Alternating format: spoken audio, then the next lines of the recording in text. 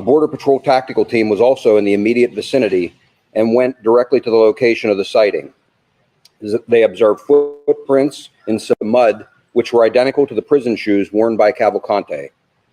A track was initiated, and shortly thereafter, both of his prison shoes were located. Information was received from another resident in that immediate area that a pair of work boots had been stolen from a porch at her residence.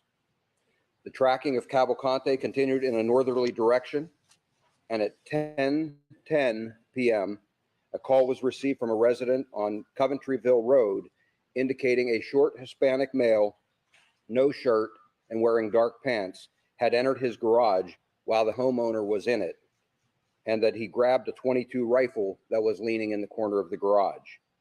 The homeowner drew a pistol and fired at Cavalcante as he fled with the rifle.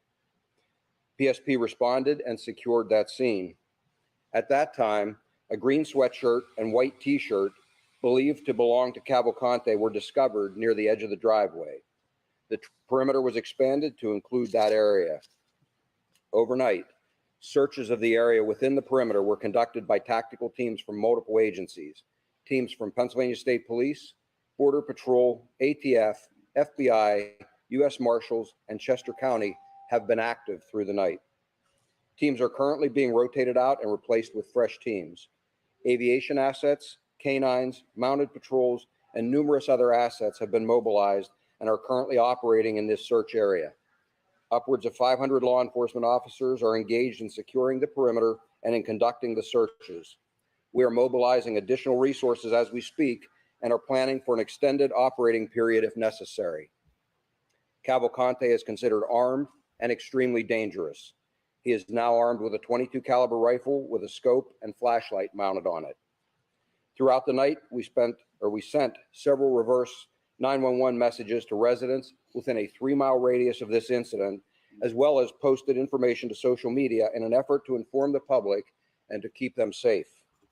We also notified the affected schools of this incident in the very early morning hours, and a decision was made to close schools in the O&J Roberts School District for today. The current perimeter includes PA 23 to the north, PA 100 to the east, Fairview and Nant Mill roads to the south, and Iron Bridge and County Park roads to the west. We ask residents in and around this vicinity to please secure homes, outbuildings, and vehicles. It is imperative that anyone with information about Cavalcante contact us immediately so we can act on it in a timely manner. They can call 911 or our tip line at 717-562-2987. 717-562-2987. We will take questions at this time. What was the response time, sir, from the moment the homeowner called state police after the shots had been fired? What was the response time? Minutes. Do we believe he's injured? We have no reason to believe that he is injured as a result of that shooting. I think he is just trying to survive and avoid being captured right now, sir. Yes. How does this change your tactics when it comes to the fact that he's now considered armed? We have considered him dangerous right from the very start. It changes nothing.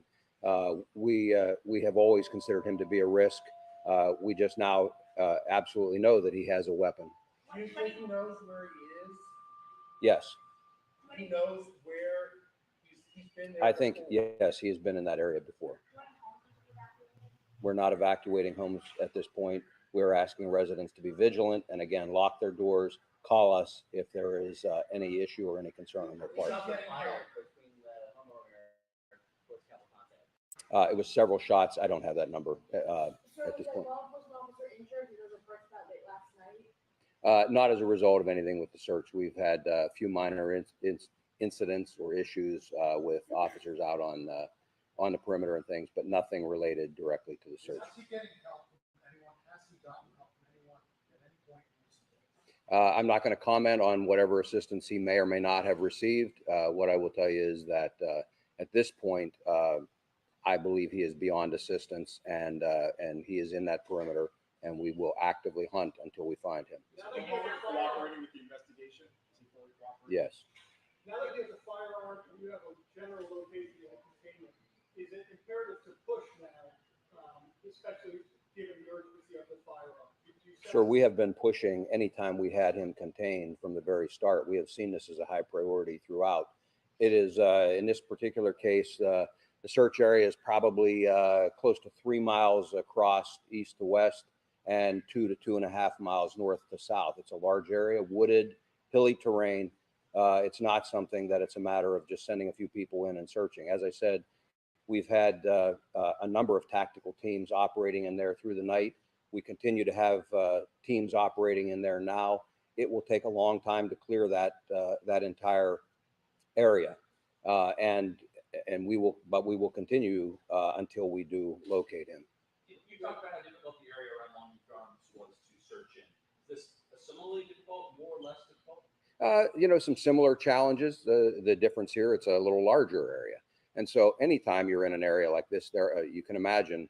If you went out and took a several square mile area and had to try and find a single person who is trying to hide, it's a challenge. Do you consider him contained now in that area? As I've said before, no perimeter is ever 100% impenetrable. We have absolutely stood up a very strong perimeter. We will do our very best to contain him in there and to capture him. We saw some boats being driven in. Are there any creeks or waterways in that area that you guys can search in? There are some creeks in there, yes. And The so- precautions our law enforcement taking right now that he is armed and dangerous. Are the officers instructed to wear tactical gear? The officers have been wearing their gear throughout this entire search. Again, we have always considered him dangerous. We just know we now have confirmation that he has a firearm. The tactics are the same. How do you check the ammunition? The ammunition? It was with the firearm. It was with the firearm. Sir, he's so It was with the firearm.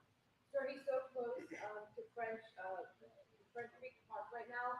I know that tunnels were a factor potentially in the Longwood area. Mhm. Are you also searching focusing on the tunnels from where he was last spotted last night? Because if he was in the tunnels, he could potentially get away. We are focusing on that entire area again.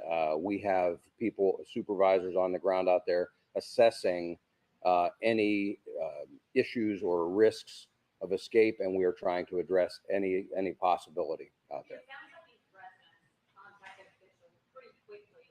The fact that the tactical team was able to see the fresh prints, identify them as prison shoes. What happened? Why weren't they able to find him?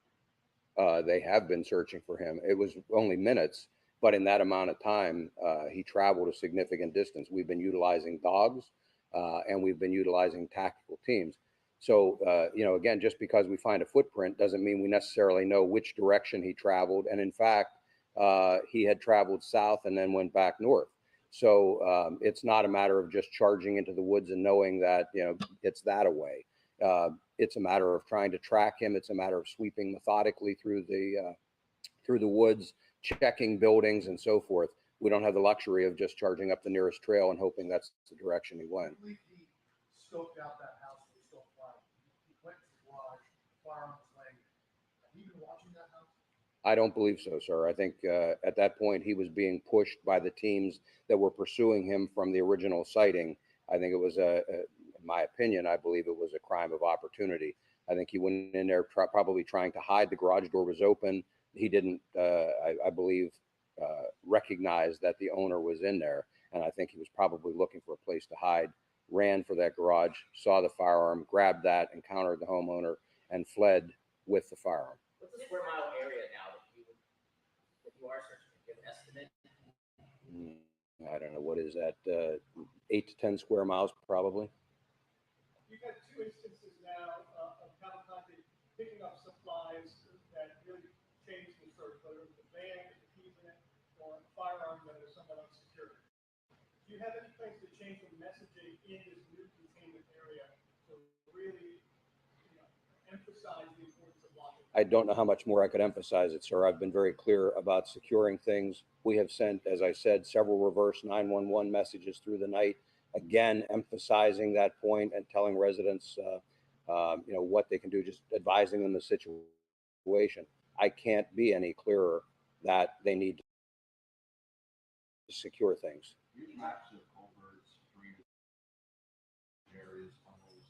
We're working with a variety of maps. We have county emergency management people on site and have had them on site here in the command post so that we do have access to the available information.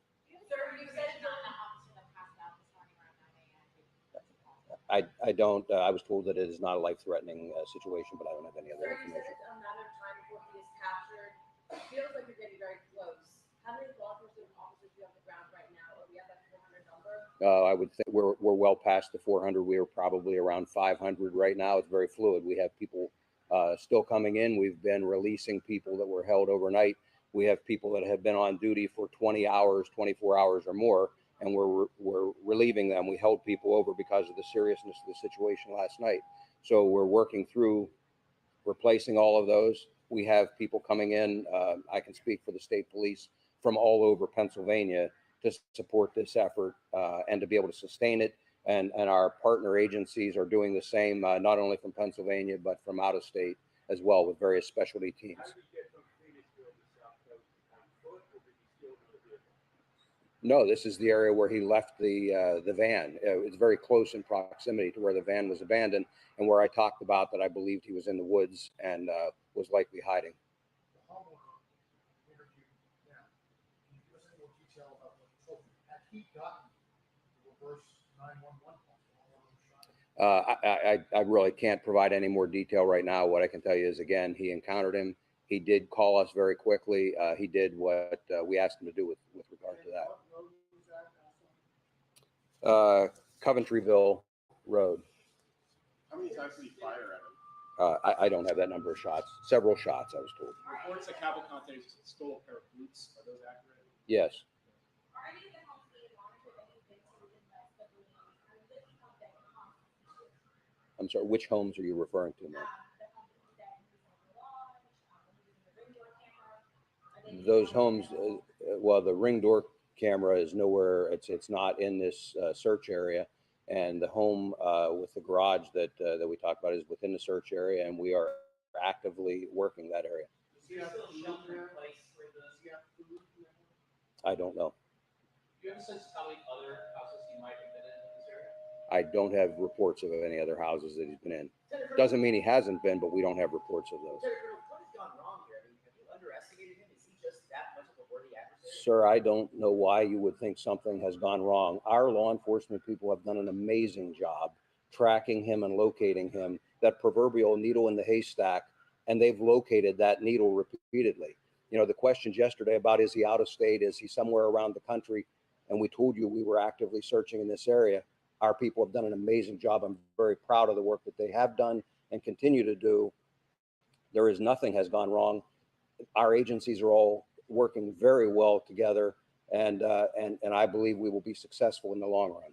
Is there a change the posture of how your troopers and the law enforcement in the field pursuing him now that he is armed?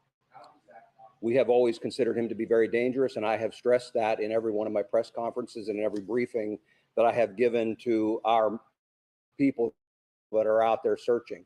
We considered him desperate. We considered him dangerous. All this does is confirm for us that he has a weapon. Is he desperate enough to use that weapon on and target law enforcement? He's killed 2 people previously. I would suspect that he's desperate enough to use that weapon. Are you guys trying to prevent carjackings based on the weapons now in his hands? I'm sorry, is there? Any efforts underway to prevent a carjacking? So we're actively working that area. I don't know what other efforts we could make to prevent a carjacking. We've asked people to secure everything. Anything that occurs in there, we will be on top of. And, you know, we're making every effort to find him as rapidly as we possibly can. Is there still a shelter in place in the search perimeter, or People people can leave their homes? can leave their homes. That's entirely up to them. We have not tried to direct anybody to shelter in place. We have simply asked them to secure their homes. It's up to them if they want to leave. If they need assistance, they can let us know, and we will work with them to make sure they can get out of the area. Does the house on Coventryville have a video of the interaction from last night? No. I'm sorry, what was that? You've been in communication with the governor's office. How are the I have been in regular communication with the governor's office and the governor himself. The governor has been closely monitoring this entire situation, has offered any resources that are necessary, has offered to contact other states if need be. So he's been closely monitoring this. He's on top of it, and and we continue to keep him advised. Other than the death of the wife, did Cavalcante make any aggressive moves to the homeowner, who I believe is in his 80s? Is that accurate? He did not, to my knowledge, make any other aggressive moves. They confronted each other. The shots were fired, and he fled. And I'm not going to release anything else about the homeowner at this point. You know how close they actually got to each other, the homeowner and Cavalcante? It was a number of feet. Anything you'd like the public to know at this juncture? I know you reiterated some very important facts, but just. No, I think again, I stress, please secure things, and not just within the perimeter, in the vicinity around it, and please call us immediately if they see something suspicious, if they believe that Cavalcante might be in the area. We need that information. Again, it's a large search area. We're going to very thoroughly search it, but their assistance is very much appreciated. Maybe it's worth repeating it. Can you explain why you can't just push through with the terrain, what you're dealing with, how it's challenging? We are pushing through with the terrain with tactical teams, but it is not really practical to suggest that we could line up a line 3 miles long and push in one long line through there. We've got to methodically search it. We've got trained teams that are doing that, and we're going to cover that ground as quickly and as thoroughly as we possibly can. Okay. Thank you very much. We'll get additional information to you as things unfold. Thank you.